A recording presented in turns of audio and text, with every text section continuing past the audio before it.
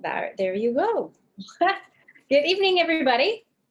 This is Tammy Klein, and thank you for joining us on another Thursday night. Tonight, we are talking to Niki Sepsas, and he has, like I said, he is a man of many lectures, and we're excited tonight that he's going to discuss Memorial Day. And I know we're all going to learn a lot of things that we probably didn't know, but we can always address at the end. So from Alabama, correct? Birmingham, Alabama, yeah, right in the heart of Forrest Gump country.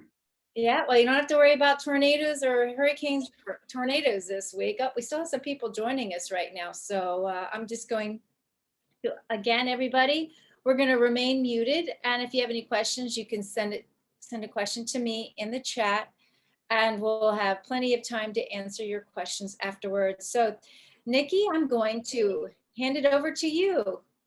Thank you very much, Tammy. And thank you, ladies and gentlemen, for the invitation to join you again here at Gleneagles via Zoom. This weekend coming up is one of the most, I think, important holidays that we will be celebrating, and that is Memorial Day. Monday is Memorial Day, and that is the holiday that is commemorating those who served but never came home. And we know on November the 11th, when we're celebrating Veterans Day, everyone who served in uniform is honored on that day. I'm proud to have served 9 years in the Army. On Veterans Day, we celebrate everyone who served, all the men and women who have worn the uniform of the United States. Memorial Day is different. Memorial Day is commemorating those who served and did not come home, those men and women who died while serving in the military of the United States of America. Now, it wasn't always called Memorial Day. For a while, it was called Decoration Day when the holiday began. And what we want to do tonight is to kind of look at how the holiday began, where it was first celebrated, and how it has evolved over the years to what it is today. And at the close, we're going to take you around about 17 different countries to show you over 50 military cemeteries and monuments where so many tens of thousands of Americans are buried who died in the cause of freedom. Now, we have the United States Congress in June of 68 for the Uniform Monday Holiday Act. And that's when we officially began celebrating the holiday to honor the men and women who died while serving in our military. It has been many, many people. Now, where did it begin? Well, there's a lot of cities around the country that claim to be the birthplace of Memorial Day. They talk about Warrenton, Virginia, Waterloo, Iowa. We're talking about a number of different cities, Illinois, Columbus, Georgia, Columbus, Mississippi, even down in Savannah, Georgia. Now, what is the actual birthplace of Memorial Day? Well, one that has a very strong claim is Columbus, Mississippi. Here it's what's called the Friendship Cemetery. Over 1,000 Confederate and Union soldiers are buried. And in 1867, 2 years after the American Civil War ended, women began coming out with flowers to decorate the graves of those men on both sides who served in that conflict and died there. Pretty soon, other cities around the United States were doing the same thing, coming out and decorating the graves of the fallen in the Confederacy and the Union who died during that terrible 4-year struggle. Niki, I'm sorry to interrupt. Did you want to be sharing your screen and showing us any slides at this point? I'm sorry, I missed that, Tammy. Did you want to share your slides? Did you have anything to share at this time? Is it not, is the slides not being? Nope. No. They're not coming on? Nope. All right, let's see what's happening here.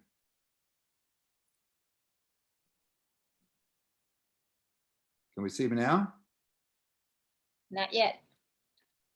All right, let's go back to where we were here. Yes, I see it. And try this one. Let me get our screen share again. Okay, that looks, yeah. Sometimes when someone signs on a little bit late, it kicks it off. So. Oh no, I stopped the sharing before we started, so you just have to redo your screen. Okay, let's go back to where we were talking about the different cities around the country after 1865 that began decorating the graves of the soldiers who had fallen during the 4-year struggle between the Confederacy and the Union. Pretty soon, some of the cities were having parades.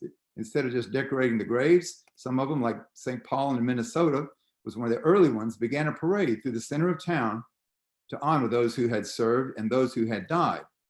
And finally, in 1966, President Johnson would settle the question about what city is the birthplace of Memorial Day.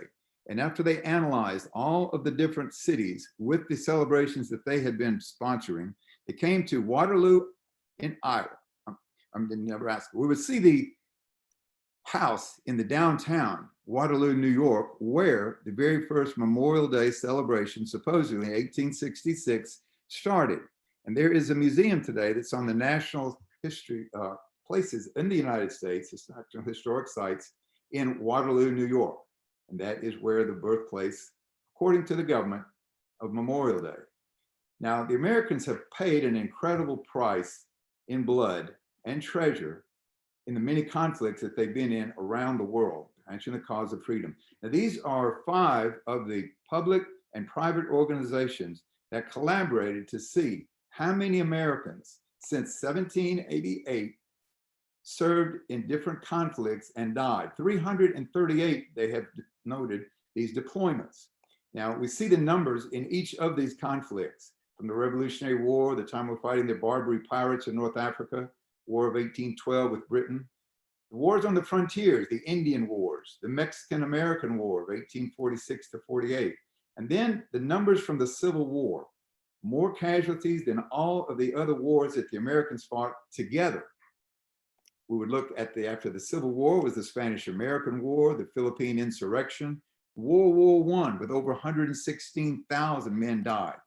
World War II, Korea, and then one that we're probably more familiar with after World War II and Korea, the Vietnam conflict, 58,000 names on the wall in Washington, D.C. Most recently, we look at what happened in Iraq, in the Gulf War I and II. The Afghanistan was still, matter of fact, is supposed to end in September of this year, when the last American troops will be brought home from Afghanistan, the longest war that the Americans have ever fought. And then the Iraq War, over 4,400 men died in that conflict as well. A total of almost 1.4 million American men and women died in the service of freedom in graves around the world. The conflict would even begin before there was the United States of America. On the plain of Lexington and at the bridge at Concord in April of 1775, a year before the Declaration of Independence, when shots were fired with the British, who came to take the Americans' guns and their powder and ammunition. We would see later that summer in July, the Battle of Bunker Hill, as the British attempted to break out of where they were in Boston. And then 53 farmers came together in Philadelphia, Pennsylvania on July the 4th of 1776 and declared their independence from the greatest military power on earth at that time. It would take 5 years of fighting, and just about everywhere George Washington fought, he was defeated. But he held on long enough with the help of his colonial army, a ragtag bunch of farmers that he made into an army, along with the help of French and German soldiers who helped them put together an army, that finally, 5 years after the fighting, Lord Cornwallis was cornered at Yorktown and surrendered to General Washington, and there was now a United States of America. Just 20 years later, America was at war in the Mediterranean. The north coast of the continent of Africa had Barbary pirates, and we would see Thomas Jefferson and James Madison send in the Navy and the Marine Corps to deal with this menace of pirates in the Mediterranean. There is the monument to Tripoli, which you'll see again in a few moments. It was during that war, the Barbary pirates, when the Marines got their name, the Leathernecks. Now, they wore a high collar on their tunic that was made of leather that was supposed to protect them in the fighting that would take place with the Barbary pirates. The Marine dress uniform, the full dress uniform, still has that high leather collar today. When we see the War of 1812, when America was again at war with Great Britain, we would see another war that neither side wanted, but turned out to be a disaster for the Americans. In just that 13 months of fighting, we would see Detroit lost to the British. We would see Baltimore, Maryland, Washington, D.C. burned to the ground, the Capitol building. The president raced out of town on the back of a horse to be captured by the British. A couple of bright spots were up in the Great Lakes area, Commodore Perry on Lake Erie, and then Andrew Jackson defeating the British down the Battle of New Orleans, actually 2 weeks after the War of 1812 had ended, but they didn't get the word yet. So during the war with Mexico, we would see a 2-year conflict with Mexico, and the Americans actually invaded Mexican territory. Bloody conflict that finally ended, and there we would have a verse from the United States Marine Corps hymn. Part of that hymn says, "From the halls of Montezuma," which refers to the war with Mexico, "to the shores of Tripoli," which talks about the Barbary pirates in North Africa. From the halls of Montezuma to the shores of Tripoli, the United States Marine Corps hymn, the oldest of all the services. And we'll look at then the 4-year struggle between the Confederate States of America and the United States of America. In April of 1861, the Confederate batteries in Charleston, South Carolina, opened fire on the Union fort there in the harbor. And we would see what would called by Senator John McCain the most transformative conflict in our history. It would forever solve the question of slavery in the United States, and it would end the question of whether states had the right to secede from the Union. In April of 1865, President Lee finally surrendered his sword to President Grant in Appomattox Courthouse in Virginia, and the terrible struggle was over. During that 4-year struggle, 750,000 Americans. Again, that's more than all of the other wars that the Americans had fought together. We'll see after the war, the Americans moving westward, the idea of what they call manifest destiny, the idea that the United States of America should stretch from the Atlantic to the Pacific Ocean. Much of the interior of the nation at the time, North America, was just unorganized territory where Native American people had been moved. Now, they had been living there for thousands of years, and they weren't too happy to see the Americans flooding into their territory and taking over their lands and begin farming. Chief Joseph of the Nez Perce, Red Cloud of the Oglala Sioux would lead their bands individually. They never fought battles together to defeat the United States Army. One of the great victories of the Native Americans was on the River of the Greasy Grass. The Americans called it the Little Bighorn in Dakota Territory, which is now up in Montana. And there, a couple of famous brothers would die along with 236 other 7th Cavalry troopers. You might not recognize that man, but that is Tom Custer, along with his more famous, illustrious brother, George Armstrong Custer. They also had a couple of their cousins and nephews died with them in that victory, the Native people over the United States Army. And then just 30 years after the Civil War had ended and the Indian Wars were over, we would see the United States battleship Maine blown up in Havana Harbor. It had been sent down there to protect what they said would be American interests in Cuba. The Cuban rebels were fighting against Spanish to try to overthrow their yoke, and the Americans then would go to war after over 200 men were killed in that explosion on the battleship Maine in Havana.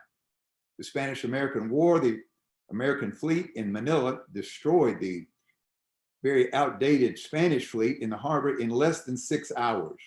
And then on the island of Cuba, a man would lead the charge of San Juan Hill that would become immortalized. That was, of course, Theodore Roosevelt, man who would go on to become president. He was leading what would be called a detachment of hard-charging cavalry soldiers who called themselves the Rough Riders. The charge of San Juan Hill would lead President Theodore Roosevelt, who would become Vice President Roosevelt and became president in 1901 when William McKinley was assassinated. It would also lead to President Roosevelt, 44 years after his death, being awarded the Medal of Honor by the United States Congress in 1973. And then on a Sunday morning in June of 1914, a 20-year-old Serbian nationalist conspired with 6 of his friends to assassinate the heir to the Austro-Hungarian throne, Franz Ferdinand, and his wife, Sophie. They did assassinate both of those people. Austria-Hungary would declare war against Serbia, and with the web of entangling alliances in which all of Europe was tied up, the Russians declared war on Austria-Hungary, the Germans declared war on Russia, and Germany was at war then with Great Britain and in France. Europe would be at war in August of 1914. Now, the Americans stayed out of the war until April of 1917. But then at that time, the United States Congress, at the request of President Woodrow Wilson, declared war, entered the war. 1917, totally unprepared for war. Almost 3 million men would be drafted during that time.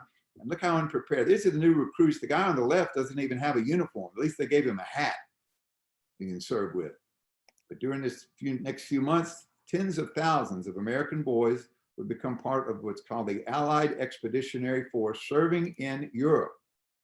Names that we had never heard before, like Chateau Thierry, the Battle of the Marne. Look how massive this fight was. 2 million combatants on the Allies and on the Axis powers. We would see almost 500,000 of those men become casualties. Staggering numbers that we can't even imagine today.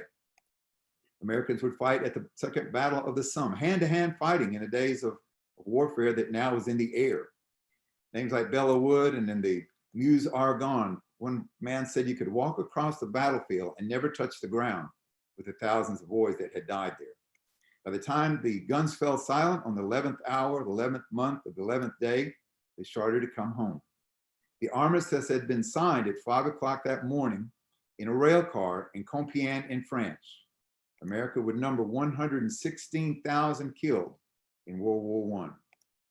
This is the Medal of Honor. That's the highest award for valor that the United States military gives its men and one woman who has received it for valor in combat. Now, over 3,500 of these have been issued since President Abraham Lincoln first authorized it in 1862. Now, during World War I, 124 of these medals would be awarded. One of them to this man, probably the most celebrated of the Medal of Honor recipient. You may not recognize his photograph, but I'm sure you recognize his name. Alvin C. York, from the hill country of Eastern Tennessee. This is a hard-drinking brawler who all of a sudden found God and decided when it came time to register for the selective service, he told them, he said, I'm a conscientious objector. I can't pull a trigger. They said, well, Alvin, your church is not recognized by the conscientious objector status, so you're going to have to serve. And when you get in theater, you will decide if you can serve with your men and be part of the fight when you're seeing them get killed. Well, he did that. It was in the Argonne Meuse sector when his platoon leader was killed. Taking over would be Alvin York, and he himself killed and captured over 150 of the German soldiers. And finally, he was brought back to the United States. He was awarded the Medal of Honor. He was wined and dined at the Waldorf Astoria Hotel in New York City. And they asked him, after he met the mayor, the governor, all the dignitaries, Alvin, what else can we do for you? He said, I want to go home and see my mama. And he did. Alvin York went home. He's buried. He died in 1964. He's buried with his family there in Tennessee. And then in the 1930s, we would see the rise of fascism in Italy, the rise of the Nazi Party in Germany. Scarcely 20 years after the peace treaty had been signed in 1919 to end World War I, World War II would begin in Europe. Adolf Hitler's troops would cross into Poland, and Europe would be at war. Now, Hitler very quickly would take control of Poland. The resistance in Norway would collapse, and in Denmark.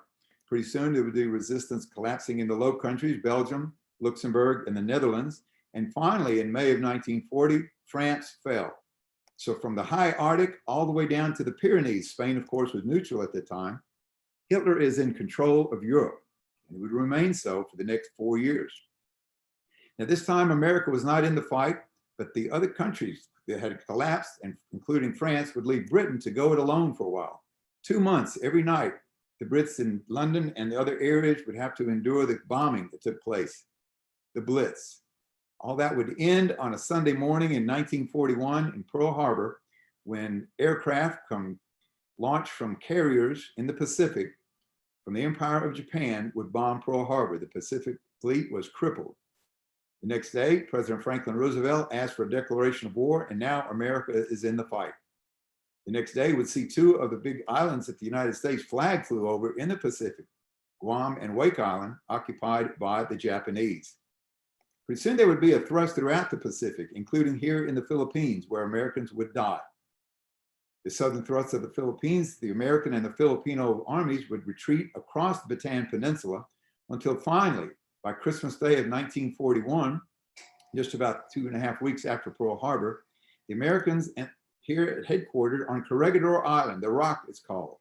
We take our troop groups to visit there when we're in Manila Bay. Now there is where General MacArthur was begging Franklin Roosevelt for assistance. I need men, I need materiel to fight the Japanese. Roosevelt told him none is coming. He was ordered to surrender the garrison and leave. MacArthur did have to do that. He would leave in a patrol boat with his wife and son and be taken across a Pacific that was really controlled by the Japanese. And when he left, he made this famous statement, "I shall return." The fighting would continue after that. Then Bataan would fall and May Corregidor would fall. 130,000 American and Filipino troops would go into concentration camps, the prisoner of war camps, and they would suffer and die in the Bataan Death March. The first strike against Japan was made by this man, Lieutenant Colonel Jimmy Doolittle, and 79 of his raiders would load up into B-25B Mitchell bombers, and for the very first time, heavy bombers would take off from an aircraft carrier on their mission to bomb Tokyo.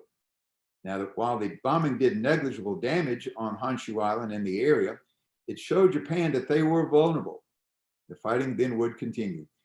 Amazing story of the raiders. 69 of the 80 actually survived. Some died in bailing out. Some were captured and executed by the Japanese. But the Chinese, where these people crash landed, including Jimmy Doolittle, were lovingly cared for by the Chinese and brought back and repatriated. Jimmy Doolittle, brought back to the United States, would be awarded the Medal of Honor by President Franklin Roosevelt. All of the raiders would be awarded the Distinguished Service Cross, the second highest medal.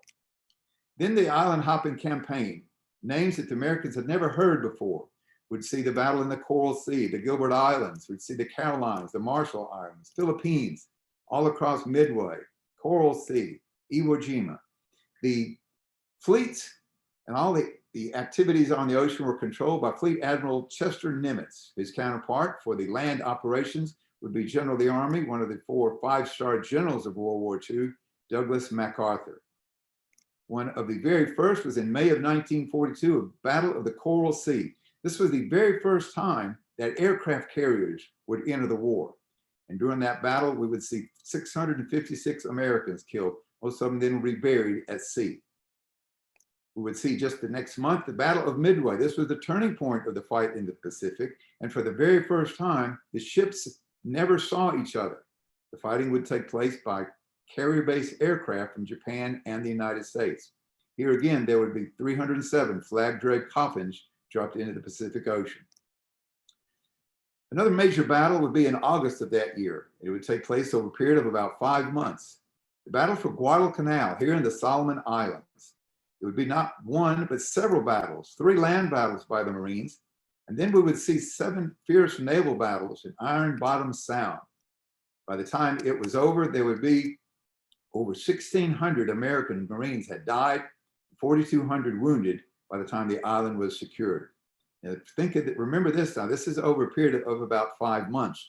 We'll show you in a moment the casualties in Tarawa, which triple those numbers in just 3 days.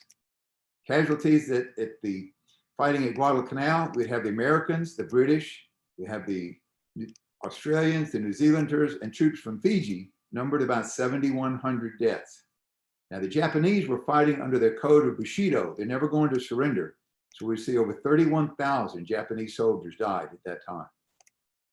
We see fighting begin in Europe with General Eisenhower in Gibraltar, authorizing the launch of Operation Torch, where the Allies would begin landing in North Africa.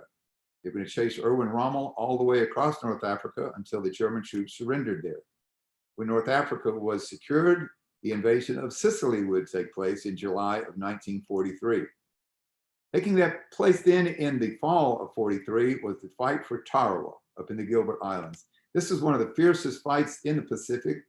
35,000 Marines and soldiers would be participating in this. And this was the very first time they would experiment with amphibious landing. It was a disaster. They learned so much at Tarawa that would be used in the subsequent fighting in the Pacific. We mentioned about 1,100 Marines would die in Guadalcanal. 3,100 in just 3 days on Tarawa would lose their lives. And then in December of 43, we'd see the British and the Americans invading Italy, pushing the German and the Italian troops back all the way up the coast of Italy and through the boot until Italy finally surrendered. June of 1944, we're about to celebrate in just another week, Operation Overlord, I should say commemorate, not celebrate, the 5 invasion beaches where the American, the British, and the Canadian troops would land on the morning of June the 6th of 1944, 77th anniversary of the Normandy landings. General Eisenhower here was now at 5. He's going to be the head of SHAPE, Supreme Headquarters Allied Expeditionary Force. Defending the beaches was the chief of the Germans here. This would be Erwin Rommel. We would see 3 million men, over half of them Americans, involved in what would be the largest invasion armada in the history of warfare. Almost 7,000 ships with over 200,000 men would make their way across the English Channel, carrying 156,000 combat troops, the grunts who would do the work on the invasion beaches. Now, there were 2 beaches for the Americans. Omaha Beach would see the 1st Infantry Division, the big red one, along with the 29th Infantry Division. And then on the westernmost of the beach, Utah Beach, would see the 90th Infantry Division and the division where Theodore Roosevelt Jr. was now the Assistant Division Commander, the 4th Division, the Ivy Division it was called. These guys had never been in combat before. They would be tested on Utah Beach. Then there were 2 regiments of Rangers attached to the 101st Airborne who would have the impossible task of climbing the cliffs at Pointe du Hoc to take out a couple of huge German guns. And you just can't imagine how these boys under fire made their way up those cliffs to accomplish their mission. Eisenhower, one of the most famous photographs of World War II in the European theater, was when he's talking to the men of the 101st Airborne in their blackface, getting ready to jump at midnight, June the 5th. He told them there's nothing except victory that's acceptable. And these boys did exactly that. The 82nd Airborne, along with the 101st, would be the ones who would be jumped behind the lines starting at midnight in the morning of June the 6th. Now, you can't imagine what these 18, 20, 22-year-old boys must have felt as their landing craft was approaching the beaches of Normandy. One man wrote about that. He said, "Our ramp went down. I became a visitor to hell." The fighting would be fierce throughout that time, and we'd see it in a little while how many thousands would die on those beaches. But the beachhead was established on what would be called The Longest Day, Cornelius Ryan's book that was made into a movie. Soon the beaches were secured and the march to Germany would begin. About the same time that they were fighting the Battle of Normandy, the battle for Saipan was raging. Again, another one of the unheard of islands in the Pacific. My father was here. He was with the 27th Infantry Division.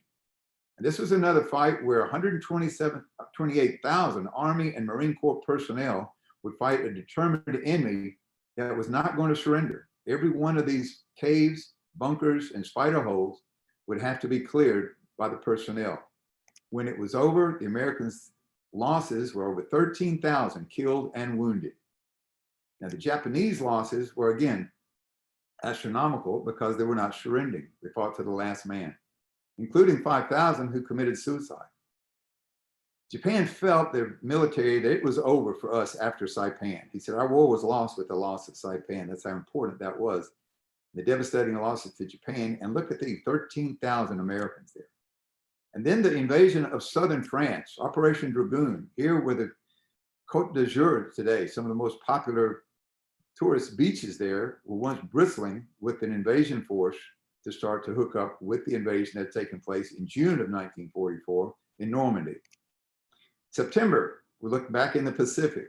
This would be a fight that would take place for 3 months that they thought was only going to last 3 days. Palau is today what the Republic of Palau. We take our tour groups there. It's just east of the Philippines and was called part of Micronesia. Now, the Marine commander said that these 3 to 4 days is it. They even thought about bypassing the islands. The 1st Marine Division, the old breed, along with this, the Black Cat Division of the Army, the 81st Infantry, would for 3 months fight in what the Marine Corps Museum would call the bitterest battle of the war from the Marines. Now, that's saying a lot when you think the Marine Corps fighting in Guadalcanal and in Iwo Jima and in Okinawa. They said this was the bitterest. Well, it was certainly one of the largest, and the casualties mounted up very, very quickly on Palau. 47,000 of these guys in the 3rd Amphibious Force. We would see over 10,000 of them would become casualties. Over 2,300 would be killed in action. And there, the look of this guy, this is called the 1,000-yard stare. Anybody who's ever been in combat, you just get to the point where you're kind of dissociated from what's going on, the 1,000-yard stare.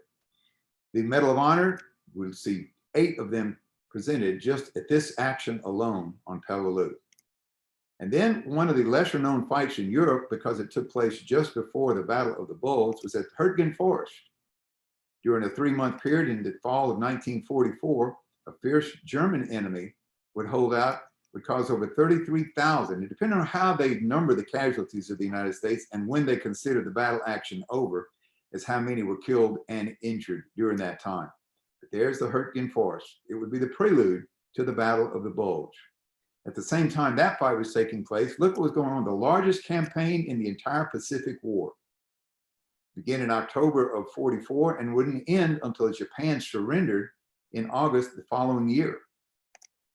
We would see more men committed to this fight than in North Africa, in Italy, and in southern France together.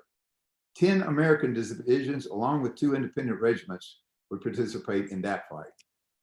November of 1944 in the Philippines, the Battle of Leyte Gulf.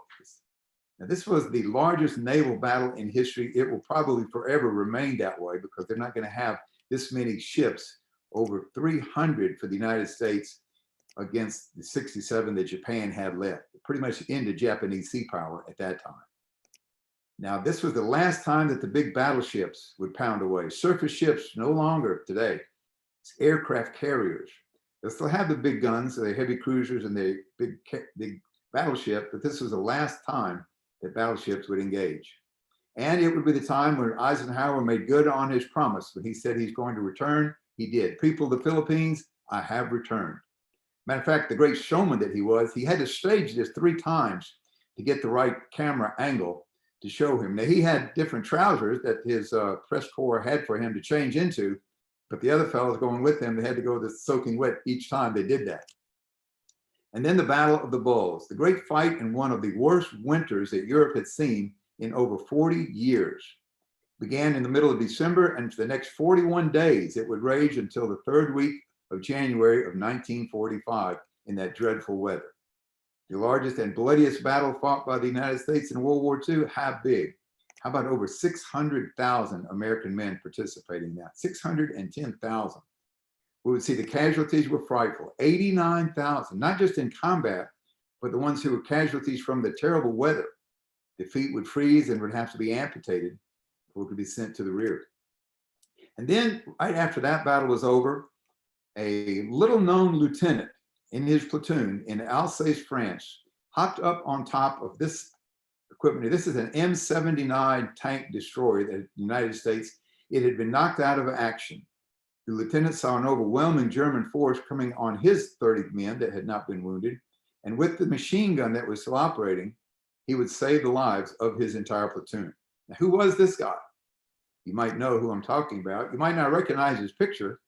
He's one of 10 children born to a sharecropper in West Texas. And the father abandoned his wife and 10 children. Can you imagine abandoning your wife with 10 children in the height of the Depression?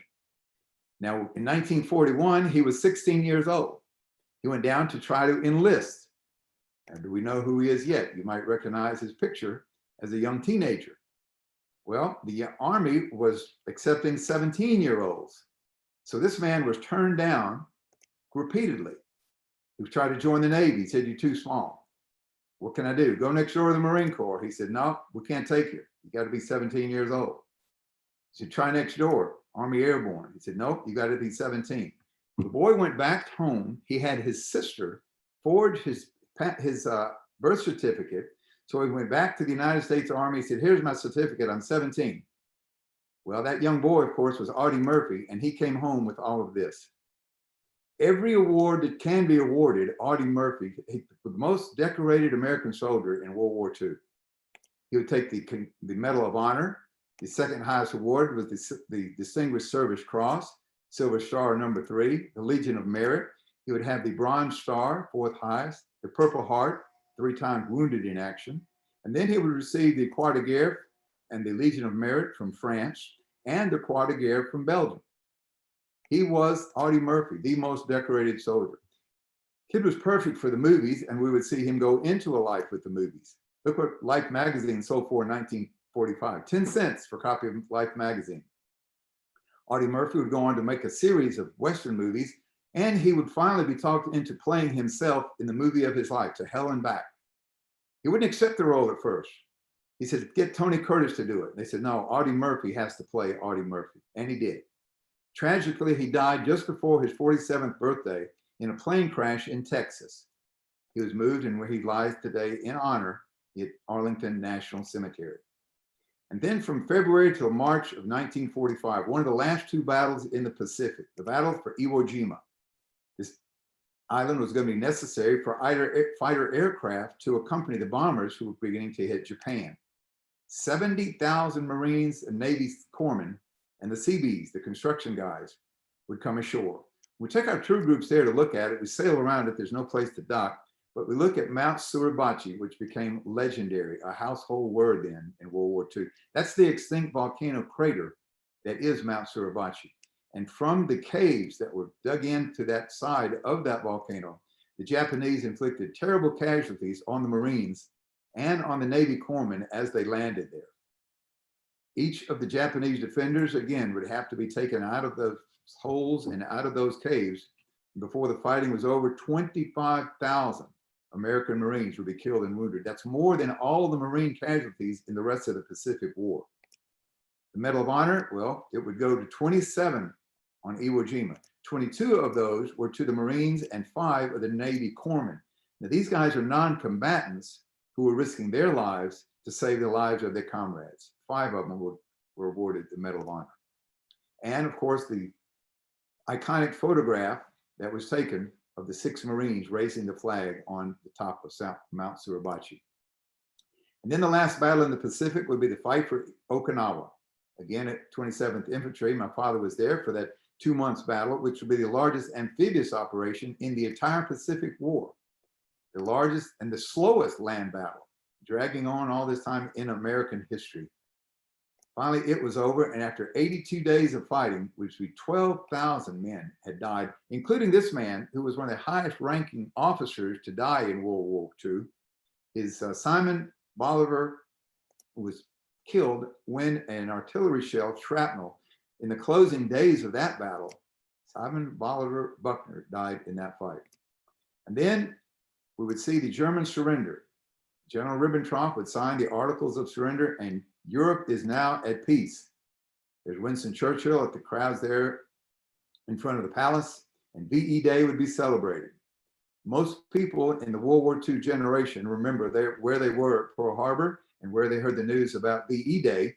And then finally, after 2 atomic bombs were dropped in Hiroshima and Nagasaki, the fighting would end in the Pacific when Japan surrendered, here with the General MacArthur taking the Articles of Surrender on the battleship Missouri in Tokyo Bay. Now, scarcely 5 years after World War II ended, the world is at war again. Americans would fight and die on the foreign battlefields of Korea. The peninsula had been divided there at the 38th parallel, and on June the 25th, troops from North Korea invaded the South. Quickly, the Americans under the United Nations began rolling them back, but it would begin in October when China joined the fight. Tens of thousands of Chinese came in some of the fiercest fighting in some of the worst summer weather and some of the worst winter weather here in the Korean Peninsula. We would see a undeclared war that never had a peace treaty. But by the time the instruments of armistice were signed, it wasn't a treaty, 36,000 American boys had been killed in action, over 103,000 wounded. Now, those instruments that stopped the fighting, the armistice here, would be in July of 1953. And if you're in Washington, D.C., you certainly want to see the Korean War Memorial, very solemn memorial there in the downtown area. And then a patrol boat, the United States Navy, in August of 1964, was fired on by naval ships from North Vietnam. After World War II, Vietnam had been partitioned into North under communist rule and then the South.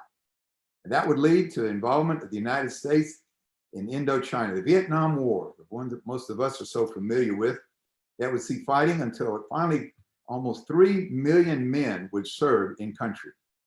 We'd see how unpopular that war was back at home. And this is hard to understand for anybody who's serving, of the demonstrations that were taking place, including 4 students who were killed in the rioting at Kent State. But by the time that finally Americans withdrew in 1973, finally 58,000 names would be on the Vietnam War Memorial Wall in Washington. We also have a memorial statue for the men and then one for the women. Keep in mind that all of the women who served in Vietnam were volunteers. Every single one volunteered for their service in the medical corps. And then Gulf War.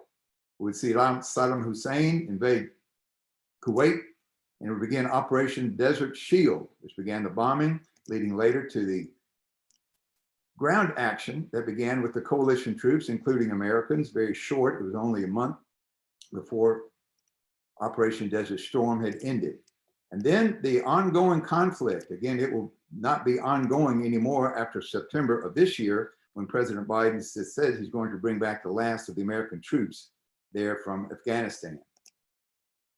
I want to close with a look at one of, I think, the finest institutions that our government has, the American Battle Monuments Commission.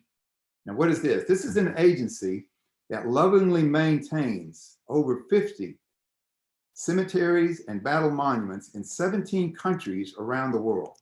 These cemeteries and memorials and markers are scattered around the world where American men and women have fought and died and are honored today. These cemeteries are as lovingly maintained as Arlington. There are a number of them in France that has the most, 11 of them from the two world wars where Americans died there.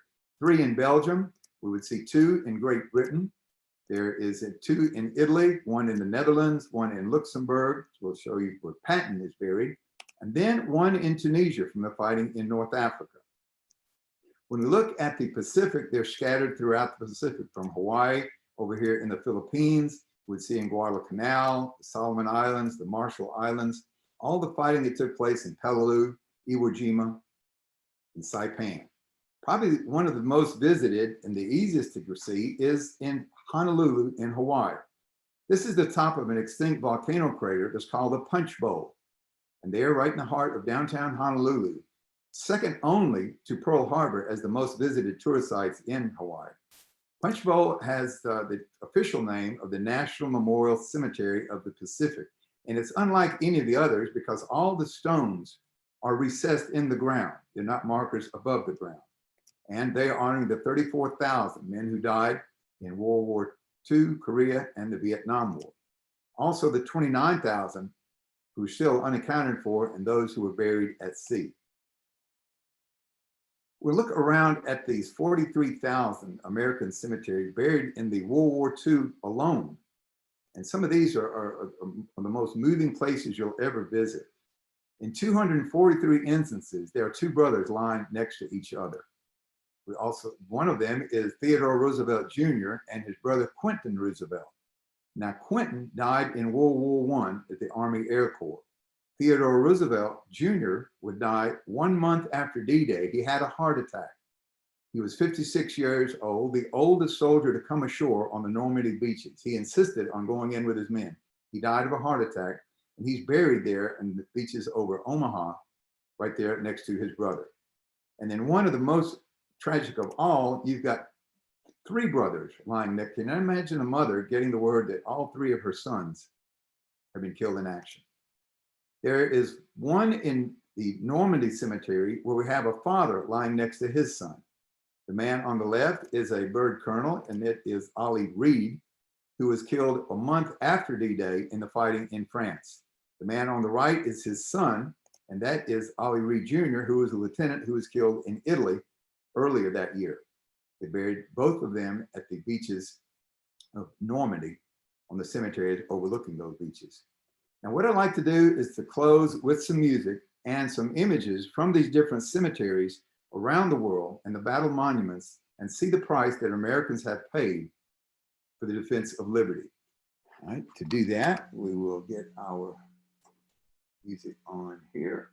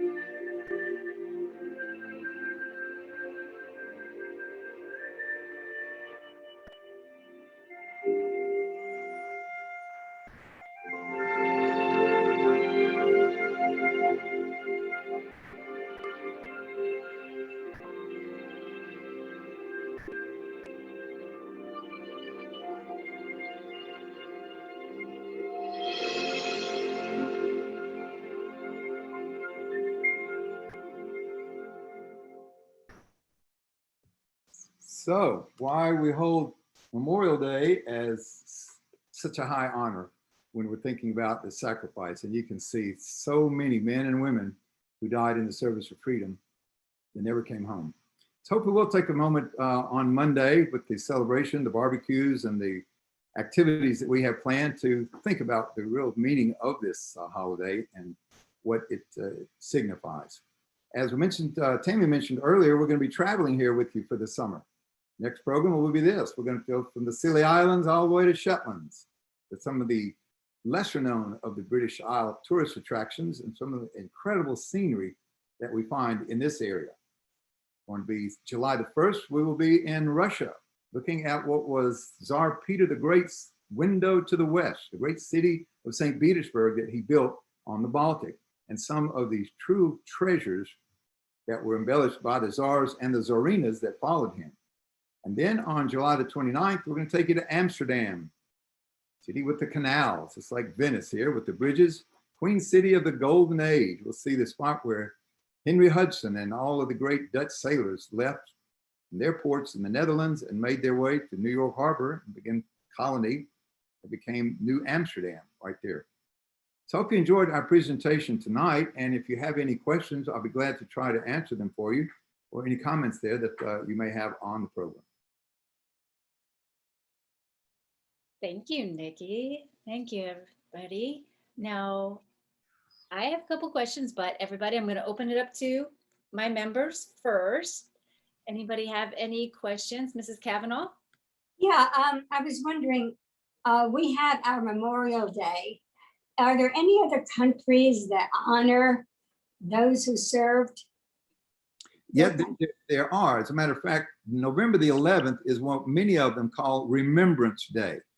And that is what there is a very solemn ceremonies that they have. Matter of fact, in 2014, at the 100th anniversary of the beginning of World War I, Queen Elizabeth herself was putting the red poppies around the Tower of London to signify the over 800,000 British who died during that war. So they'll call it Remembrance Day, and the same solemn ceremonies are held in Great Britain and other areas, especially in Australia, New Zealand. They do the same thing in those areas to honor their fallen. I have a Thank you. question.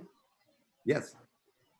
My question is, during the occupation of France during World War II, did the Germans desecrate any of our military cemeteries? In World War II, not to my knowledge. These, of course, France was, they had the Vichy regime, which was puppet of the Germans, and then Southern France, which held out longest, and then de Gaulle, or their figurehead, their leader.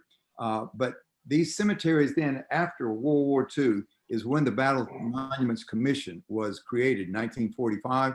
So all of those graves that are, matter of fact, the ones in Luxembourg, the whole town turns out Luxembourg City on Christmas Eve to decorate those graves of the Americans who have fallen there, including Patton's.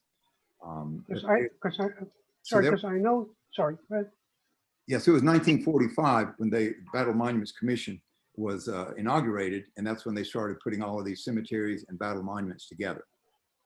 Because I know there were reports that when the Germans occupied France, they desecrated some of the Jewish graves in our cemeteries. Yeah, I've never seen anything to that, to point to that. It may have been, but I've never seen anything about it. Okay. Now, many of those battlefields, like Verdun and the Somme and the Marne, those were fought over and over. And in those days, they weren't able to get a guy in a body bag and be home in 48 hours like they are today. Right. There, they had to get the bodies in the ground as soon as possible because of decomposition. So many of those that died and were buried there were lost. But to my knowledge, I don't know of any that were desecrated actually by the Germans or the Austro-Hungarians, and then by the Turks there when they were fighting in Gallipoli, the same thing. Okay. Thank you. They can't see you. Hello? They can't see you. Can you hear me? Yep. Yes, I can hear you. In 2015, Battle Monuments Commission had me come over to Paris to teach the superintendents of the cemeteries. They brought them in from Panama, Italy, and all the ones that you mentioned there. Wow. And then at the end of my class, in the middle of the week, he said, "Have you ever been to one of the cemeteries?" And I said, "No." And so the superintendent took me to his cemetery outside of Paris. Oh. And then they just let me wander around there. It was really a very moving experience, It absolutely is. And to see the love and care that all of those graves have, and they're all, as you saw, the markers were the same. You could be a private or a four-star general, you're going to get the same type of marker. What distinguishes them, if a man was awarded the Medal of Honor, they'll have that with a star on his cross or the Star of David, according to whatever faith he may have been. It's so difficult, like for the one in Luxembourg where Patton is buried, when his widow was making her arrangements, her final arrangements, she said, "I want to be buried next to George." He said, "Sorry." She said, "What do you mean, sorry? I'm the widow of George Patton. He led the Third Army. He was." No, she said, "This is only for people who participated in that battle." And what they let her do, though, was to be cremated, and her ashes were scattered next to his grave. So they were pretty strict about who is in those cemeteries. One of the interesting points was that it's a cemetery that begins with an S one of the ones that you surrender. But anyway, they were telling me that just over the hill there was an execution ground, during the war. It was just, again, it was a very moving time when I heard all this. Yeah, oh, it's great. Well, it's great that you got to see the one there, your friend got you to in France, because like he said, I don't know if there's a more moving experience, especially the ones right there on Omaha, because they're right on those 150-foot cliffs overlooking the beaches. And you see those sets of brothers and one father lying next to his son, and it's the price that the Americans paid. The superintendent from Normandy was in my class also. Oh, wow, perfect. Yeah, you got quite a treat there to have that kind of staff taking you around. Anybody else have any questions? I have just a couple of fun questions, Nikki. Is one for you is why, well, I guess there's a few. Why May for Memorial Day? And why did they change it? from the 30th to the 31st. What they were doing was to add a federal long weekend holiday for federal workers. So, you know, like Mother's Day became the set day in May to honor Mother's Day. And what had been another date in May for Memorial Day, they decided to do it, making it for the Monday following it, the last Monday in May, the day that they celebrate it, so that you'd have a long weekend, a 3-day weekend. And why did they choose May?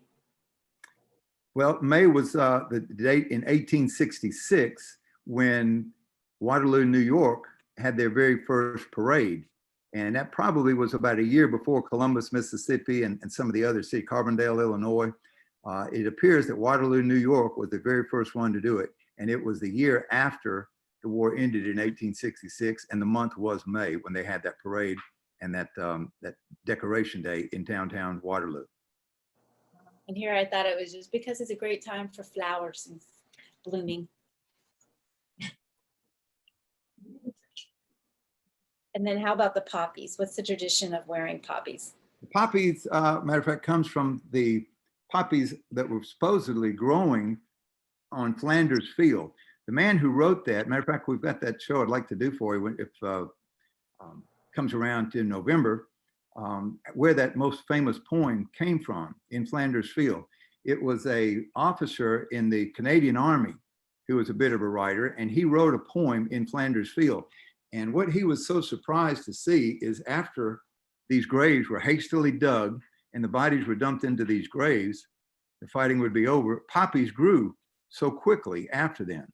So the poppy became the symbol of Remembrance Day and Memorial Day and Veterans Day. Yeah, many people wear that red poppy. And that's what Queen Elizabeth was putting on the graves there, on the sites there around the Tower of London, the little plastic red poppy flowers.